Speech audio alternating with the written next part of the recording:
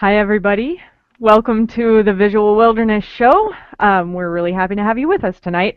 Tonight we are critiquing some images for the June assignment, which was moving subject. So you could interpret it any way you liked, as long as your subject was moving, and we were really looking forward to seeing some of the images that people presented for this assignment, and it's been really cool watching them come in. What do you guys think? Brent and Jay? It was.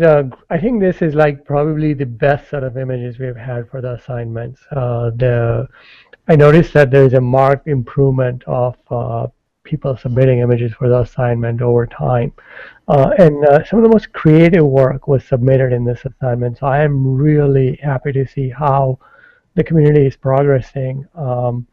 And in July, hopefully, we'll be able to concentrate on the further development of community that we've been promising people that we're going to have. So stay tuned for more information. Maybe we should do a quick introduction for people who are watching us and who don't know we are. So Marina, I will introduce you. Is that okay? Go right ahead. So that is my beautiful and talented wife, Marina Patel, whom I married several years ago. And if I have to do it all over again, I will do it in a heartbeat. And what can I say? She is a full-time landscape photographer, a prolific writer, has been published all over the world, and we travel and do workshops all over the world together. So all right, thank you, Jay. I'm going to introduce Brent. Surprise! And I'll introduce Jay. Yeah, all right, good. Yeah, that seems reasonable, right? So Brent is a photographer extraordinaire. But not only that, not only is he a photographer extraordinaire, but he is also a videographer extraordinaire. He is one of the two men behind our video courses, and he does an amazing job. Both he and Johnny working together to produce those courses. But you know what? That's not all either. He's also a downright awesome guy. He is a husband and father. He has two awesome kids. Say hello to the two of them for us, Brookie and Wesley. And he lives in Australia, but is from South Africa originally. And there's all kinds of other fascinating stuff about him that I'm not even going to go into because it would take me all night.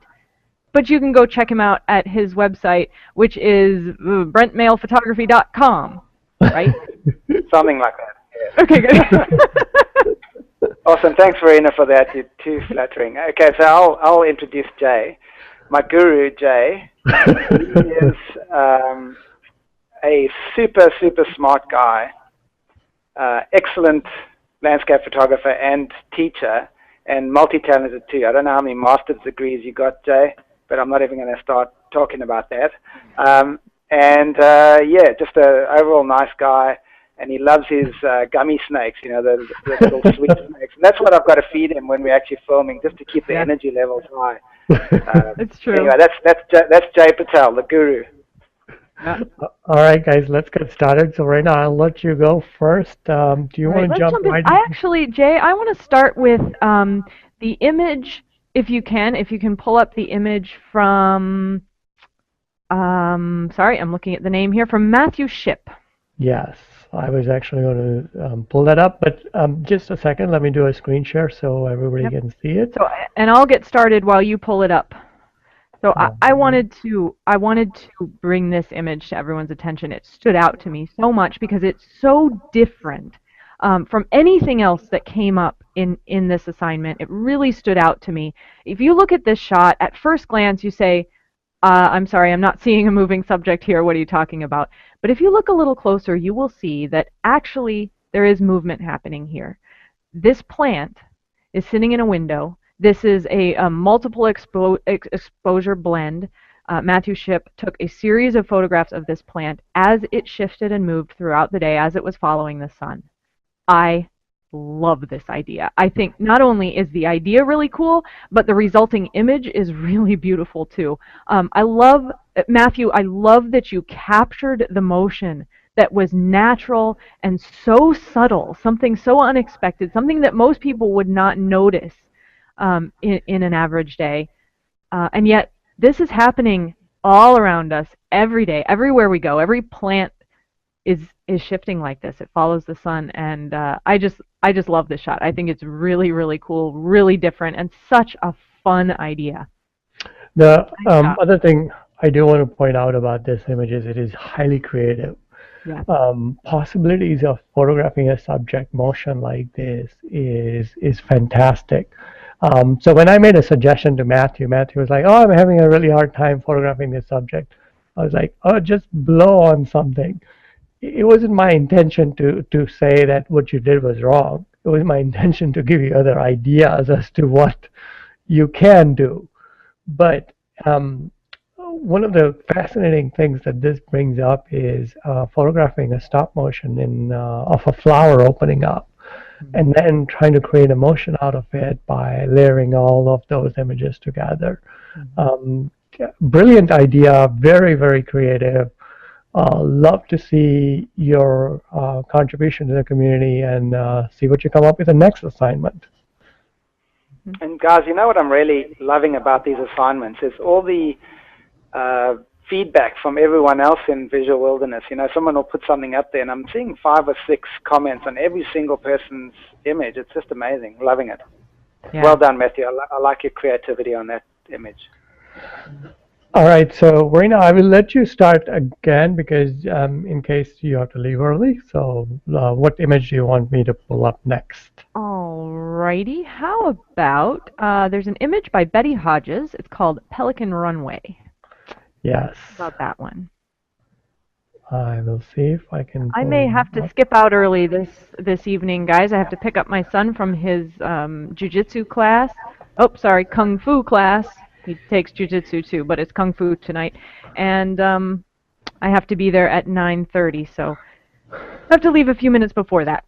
Meanwhile, I'm here, and after I leave, Jay and Brent will carry on without me. I think they might be able to manage this without my help. I don't know, Verena. It's tough with me and Jay, man. We need, Yeah. we need someone to kind of balance it out. So. Yeah. I see. I'm the balance. Yeah, we go off in tangents here and there, but I have famous for that. No. No, I think this is a really neat image. I love the repetition that's happening here. You have, all these birds lined up, their reflections in the water, the brilliant light on them, just beautiful, beautiful light. I do find the bird on the right a little bit distracting. I suspect that if this were my shot, I might have, well, I probably would have done one of 2 things. Either I would have cropped in and made the shot just about the 4 birds on the left, or I would have taken a few more shots and tried to get one without that bird on the right. If he were facing us and his wings were up like that, I would keep him. In fact, he might make an interesting point of interest, but because he is behind and all we're seeing is his nice little rear end there, I think he becomes more of a distraction than anything else.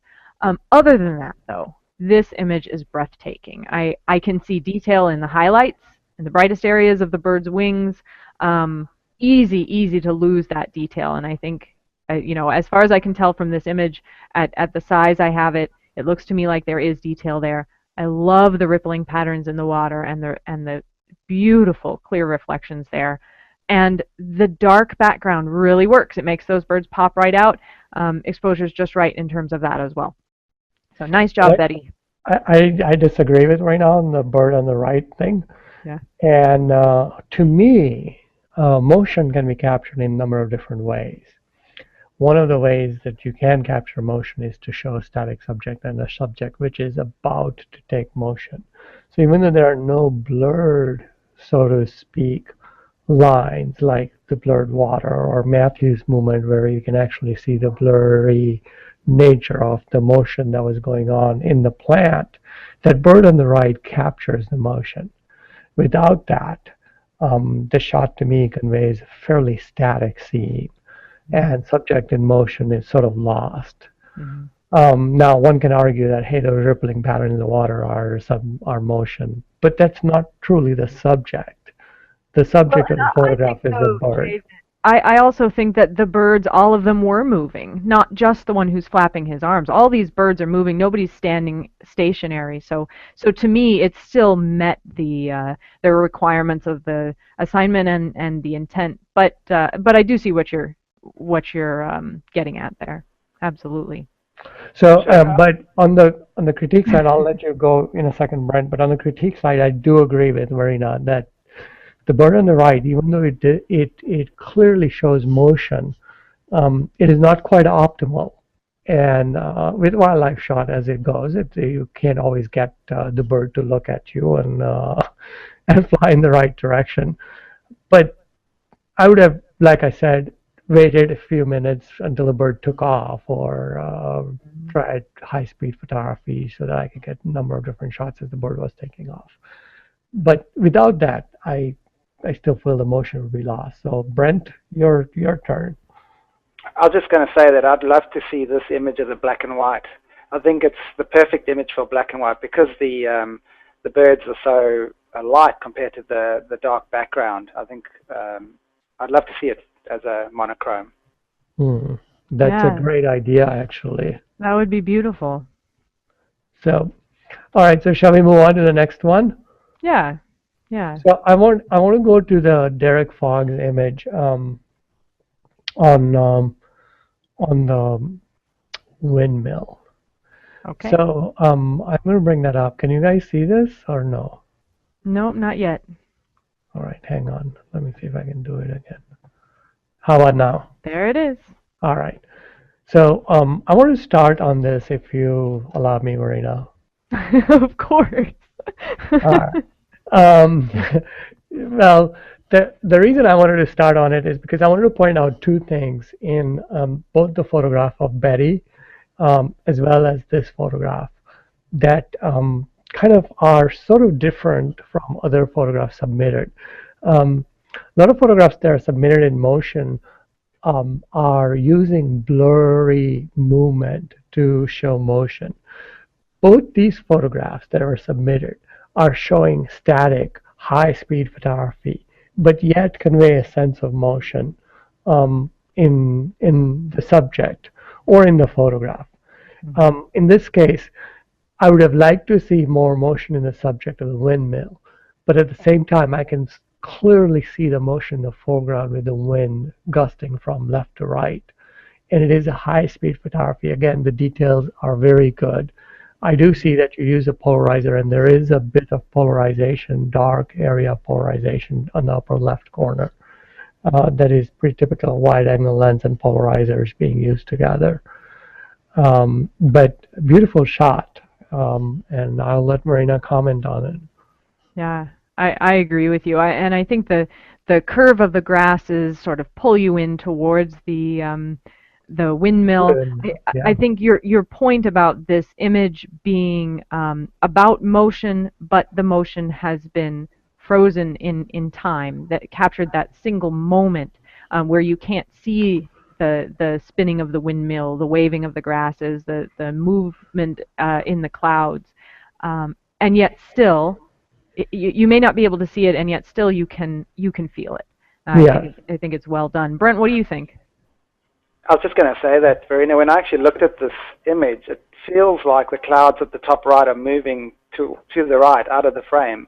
Hmm. And it's just a really good image, especially for Western societies who read from left to right, because the wind is going from the left to the right, and it's a lot easier to, feel it, I think. Hmm. Yeah, I agree. I I agree. think that movement of the clouds, I believe, comes from a use of wide-angle lens. Yeah. And we've had that in some of our shots. So, Yeah, all and the right. leaning in of the grasses as well. That comes from the wide angle lens distortion that happens, and it helps to pull you in. Yep. So yeah, really well done. And Jay, if you don't mind, I'd like to talk about Jenny Wolfe's comparison shots from this point because I think it's a good segue into that Absolutely. what she was doing. So All right. would So you let me pull pull up it. one Yeah, of let me hers? pull it And up. Hang on so for a while second. you're doing that, Jenny Wolfe posted two images. She posted this photo that Jay's showing now and that one, those two together, from the same place under the pier. And I think that showing these two images side by side, showing this comparison is such a valuable learning tool. This first image, Jay, just freeze it right there for a second. This image, she's capturing that wave as it splashes in the distance down at the end of the pier, and so she's using a much faster shutter speed here. The light here is very low and strong and just beautiful. The colors in the water are really rich. The repetition of the patterns going out into the distance, it all just draws you right in. There's so much going for you in this image. And yet, we can take this scene and completely transform it by changing the light and the atmosphere. If you go to that next image and you show the difference, I mean, the difference between these shots is night and day. And what happened is, the fog rolled in. She photographed this in heavy mist with a long shutter speed. So the surface of the water is very smooth. The depth in the image is still very, very strong and really compelling. It really pulls you into this light at the end of the tunnel, if you will. But it's a completely different image. In my opinion, they are both absolutely gorgeous. These are images I would love to have in my own portfolio. I think they're great. I think she nailed it, and I love that she posted the two as a comparison to offer that sort of a useful learning tool for everybody. So one of the things I do point out is when I saw this comparison, I thought, oh, this is classic. This is great. We certainly, when I looked through the assignment, there were a lot more blurry, slow shutter speed shots, and not quite as much high shutter speed shots to create a feeling of motion.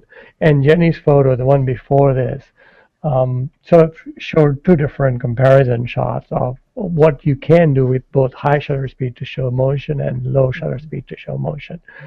So just remember, if your viewer is, when you say subject motion feeling of motion can be compared in a number of different ways. And shutter speed, although low shutter speed is very popular, doesn't have to be the only option here.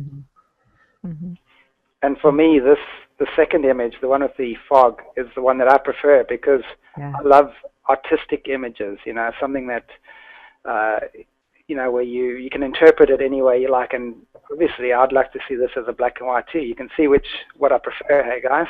Yeah. You're getting colorblind, Brent. No, but you know what? I agree with Brent completely. That what makes this image is that amazing atmosphere that's happening here. The mist, the super, super soft light, the depth that the mist creates. It's such a strong image. The other image is excellent, absolutely beautiful. I love it, but this one just draws you in. It feels almost ethereal. It's wonderful. I guess that goes back to, what is the emotional impact you want to create by in your viewers when they look at these images, and I suppose that's, you've got to think about that when you actually create an image. How's it going to impact people emotionally? That's correct, and I think that is, especially if you're looking at sales pitch, I mean, emotional impact is pretty critical because that's how you want to sell your work. But from a comparison standpoint, Jenny Wolf, excellent, very, very well done. So again, love your contributions to the community, including that big long write-up that you did. Yeah, we appreciated it. It's such a great learning opportunity for everybody involved, and that's what Visual Wilderness is about. So really awesome job. Thanks for really making a difference. All right, Marina, where do you want to go next? Oh, geez. All right. How about Rut Tools' image? Actually, I would like to start off with Tor's image because I want 3 waterfall shots shown together to see the different comparison, if that's okay. Okay. Yeah, sure. So to the waterfall shots, we've had quite a few waterfall shots over here, and we're going to start off with this. This is Torban Cool's image. So Marina, you want to take a crack at it? Yeah. Jay, do you have both images from this collection? Oh, you know what? No, I only downloaded one of them, but I did. That's okay. That's all But right. go ahead. I was just going to say, I think, that what I really appreciated about this image is in part the discussion that came along with it. There was a discussion of composition, of distracting elements, of details in the water, of post-processing, and all of that is so important to how the finished image looks. If you're out there with your camera and you're shooting, you want to be thinking about all those things as you work. How am I going to, even standing there in the field before you hit the shutter release, thinking about how you're going to process it can help you make decisions about how you set up your camera, what kind of shutter speed you want, what kind of composition you want. Am I going to have to clone something out later?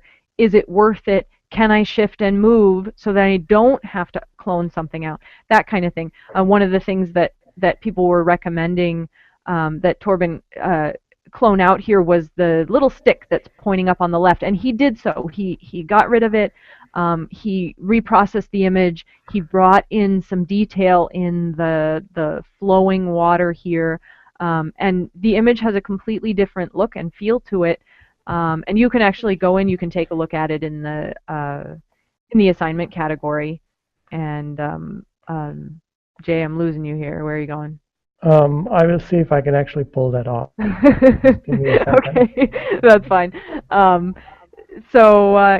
I think the discussion that happened, I think, was really useful, and that's what really stood out to me about this thread. Brent, do you have anything you want to add to that, or Jay? Yes, I'm loving the contrast of that black rock in the foreground, and I think that's probably the point of interest for me. The contrast of the dark black rock and then the white water, the slow shutter speed in the background. I'm really enjoying that. Yeah. So let me pull up the other image that Raina was talking about and see if I can actually show you guys what we were thinking. So can you guys see? Is this the one you were talking about, right, Raina? There it is. Yep, that's it. So you can see that he cloned out the little branch that was there on the left. He added some detail in the water, brought that in, and it changes the image. It really does. Yeah, and you can also see that the flow of the water and the detail of the water makes for, in my opinion at least, a better image, because there was a lot of areas of white in the first shot that in this shot you can see that there is almost no detail. It almost looks like it's overexposed, even though it may not have been overexposed. And over here, there's a significant amount of details that shows, hey, there's motion of the water happening over here, even in that brightest of the areas. So I think it's worthwhile to be aware of something like this when you're shooting. Be aware of what percentage of the frame is taken up by negative space. That area in the water that Jay's referring to in the original image was pretty large. It was a large percentage of the image. Now, that's not always a bad thing. In fact, a lot of times we'll use that as a tool to help bring the eye towards another area of the photo. But when you have water like this, it can become overwhelming, and bringing back some of that detail can really help. Yep. And oftentimes, in order to do that, we will take two different shots at two different shutter speeds, and then put flow lines back into the image like this. And that's exactly what the next shot is all about, which is Rut Tools shot. That's where we wanted to go, right, Sridhar? Actually, I have to head out now, so I'm going to let you take over from here. Thanks so much, everybody. Jay and Brent. All right. See you later. All right. Bye-bye. Bye. So, Jay, before you move on, can I just make one more suggestion on this image? I'd like to see a little more breathing room below that rock in the image. So some more of the flowing water just below it. Just move it up a little bit.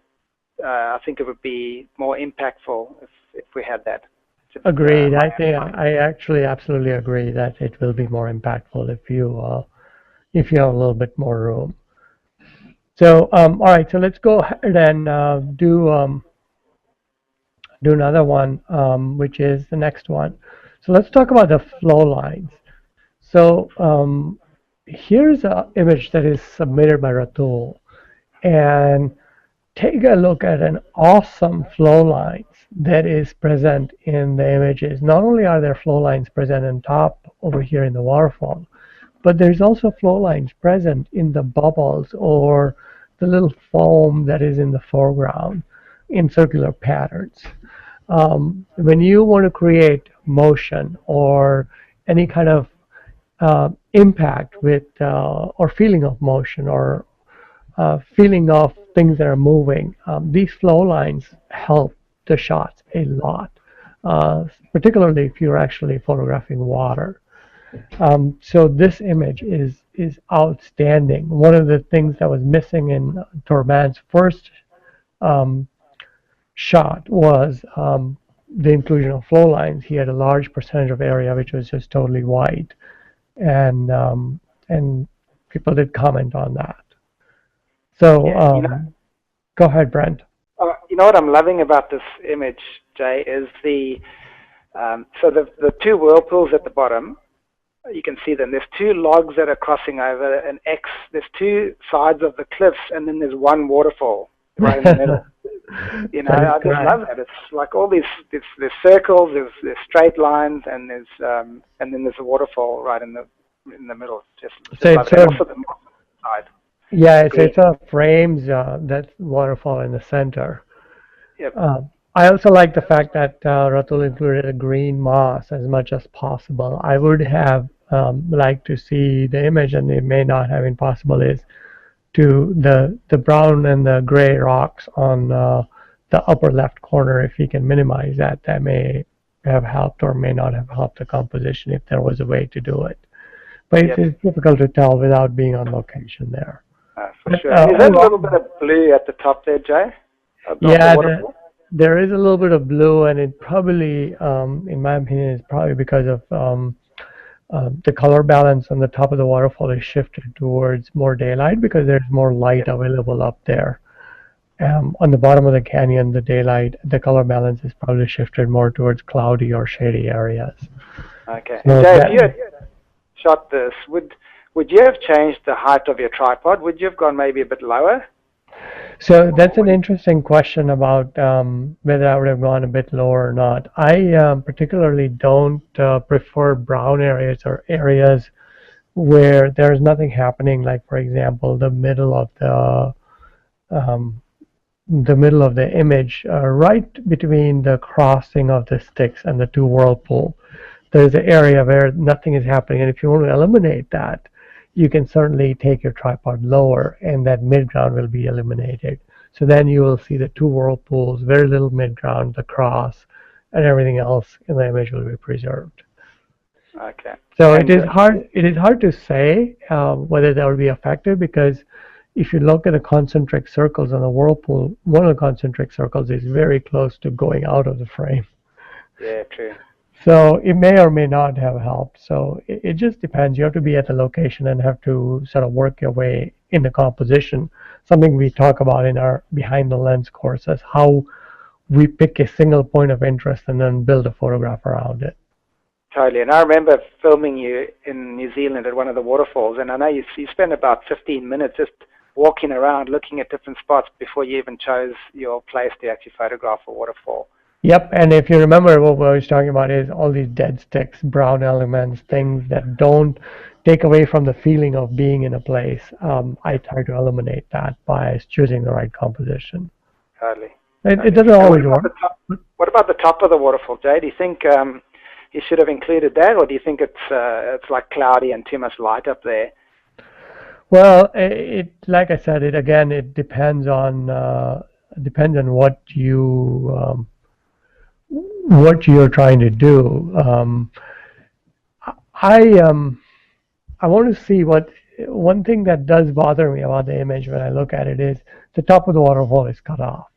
Now I've seen shots of waterfalls with tops cut off. It all depends on what is at the top. If the things at the top is just blue skies and your skill sets aren't available to make a good image, this is a very good image in itself. And by including the cloud and creating a distracting white element that you can't really blend properly with your skill set may just cause the photo to just lose its appeal. So it's hard to say without knowing what's on the top. Now, on the other hand, if there's a green foliage on the top, I would certainly have included it and kept the full waterfall in the shot. Okay. So, Cool. makes sense? Yep, makes sense. Good suggestions there, Jay, for Rut Tool. All right, so let me go ahead and talk about the other waterfall that was also submitted, which was Joseph submitted this waterfall. Now, there are two things that I wanted to point out. Just like Rut Tools image, Joseph had made a fantastic use of the exposure as well as the flow lines in the water to show motion. There are very little pure white areas in here, and you can just see the details throughout the image. My only suggestion for improvement for this image is that the green that you expect to find around the waterfall is missing, probably because the time of the year that this photo was taken was not quite optimal. So I can see the trees that are green.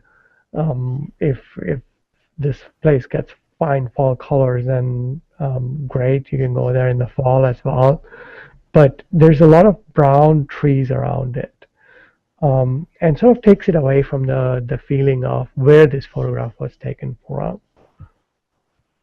Yeah, and something I would add to this, Jay, is possibly shoot this on an overcast day, because I can see the sun hitting the sides of those cliffs and also hitting some of the water, and that creates, big, huge highlights and deep shadows and more even light, like you suggested, when we're in New Zealand, and we actually went before sunrise to actually capture the one waterfall because it was a clear day and there was going to be sun everywhere. So we actually went before the sun had properly risen to get more even light on this waterfall. That's correct. But even then, the shadows are not quite as harsh. So I'm assuming that there probably was some sort of cloud cover present. Because I noticed that there is light hitting on the surfaces, but it isn't this harsh light, because you can still see enough detail. So good job overall. I would try to take this. Yeah, I tried to take it in a different season and see the comparison shots, because I think if the green trees are there, you get a completely different feeling of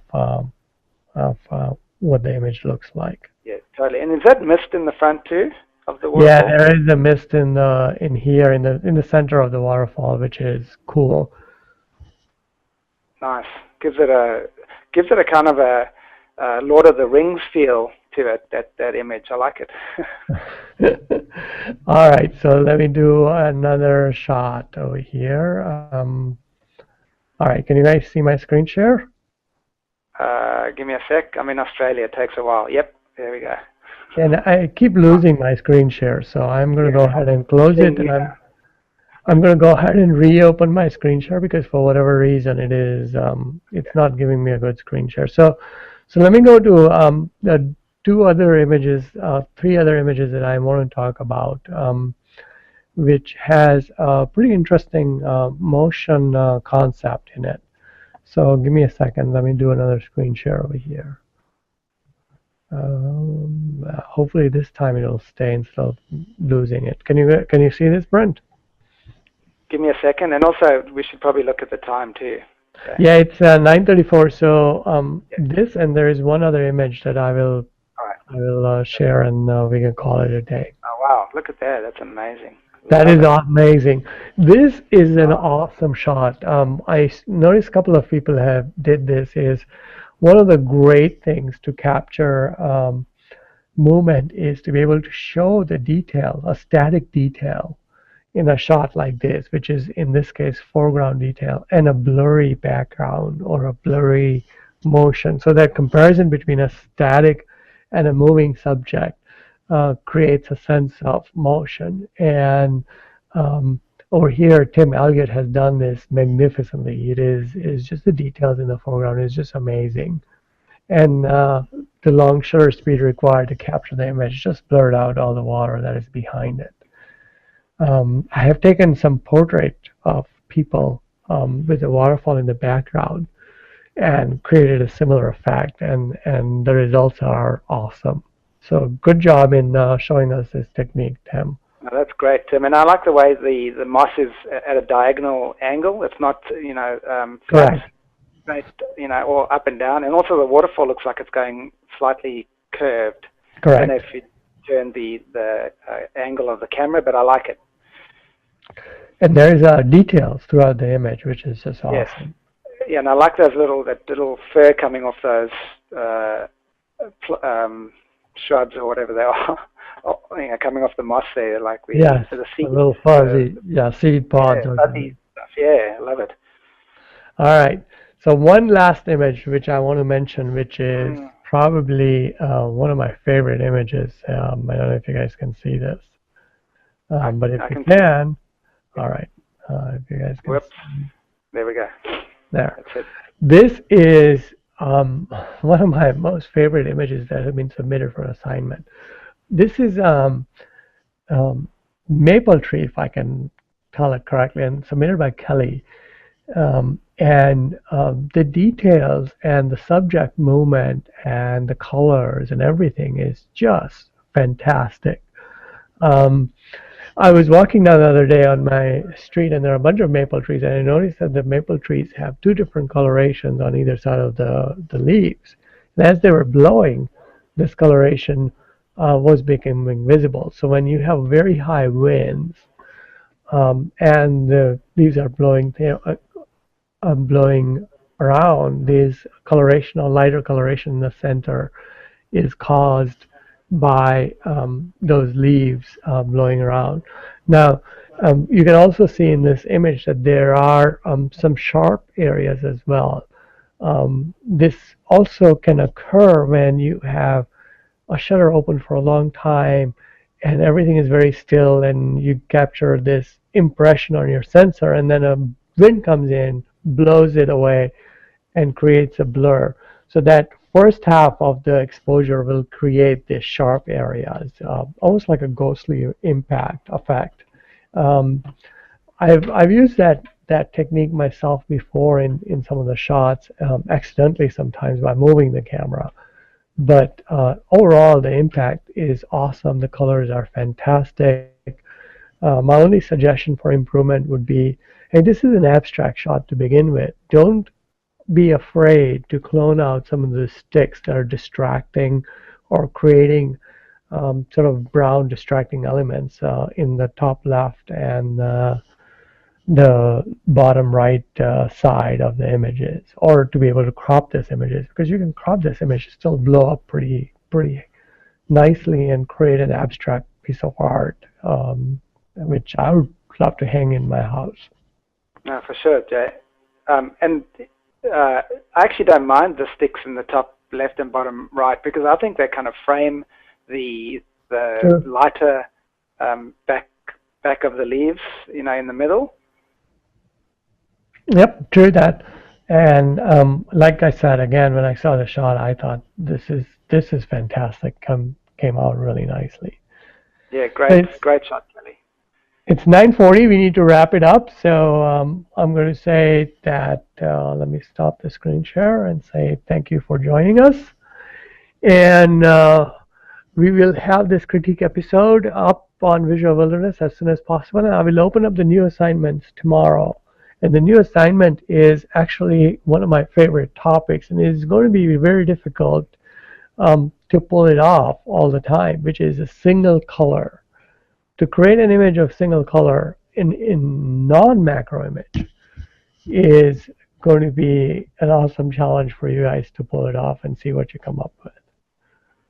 Awesome, Jay. Yeah, that's a good challenge to everyone, and I'm really interested to see what people submit into the community, and also the comments that follow those submissions. So awesome, guys, and thank you so much for joining us on Visual Wilderness and in the community. Really love you guys in there. So thanks. All right, guys. Thanks a lot. Talk to you guys later. Bye. Yeah, bye. Bye.